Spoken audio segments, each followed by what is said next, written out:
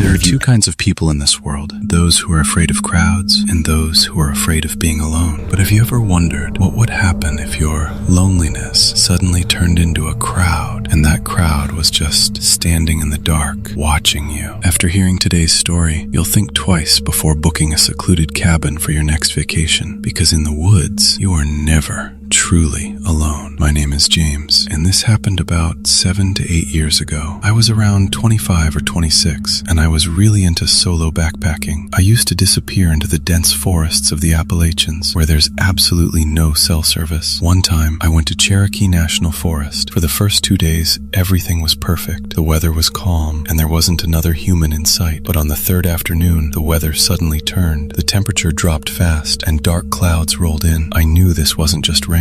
It was going to be a serious storm. The rain started pouring so heavily that visibility dropped to less than 20 feet. I was carrying a metal-framed pack, and I was terrified of lightning, so I just needed to find shelter. That's when I saw it, a man-made structure hidden behind the trees. An old, one-story cabin. It looked abandoned, like no one had touched it in years. Without thinking, I ran inside. It was pitch dark, and there was a strange smell inside, a kind of death-like odor. But in that storm, it was my only option. I turned on my flashlight and started looking around. There was an old cot frame and a stone fireplace filled with debris, but then I noticed the walls. They were covered in scratches, thousands of them, some deep, some shallow. It looked like someone had clawed at the walls with their nails. But the most disturbing thing was the door. There was a metal bracket for a padlock on the outside. That's when it hit me. This cabin wasn't built to live in. It was built to keep someone inside. A strange, itchy feeling crawled over my skin. I told myself I was overthinking, but then, through the sound of the storm, I heard scratching coming from outside the cabin. I froze,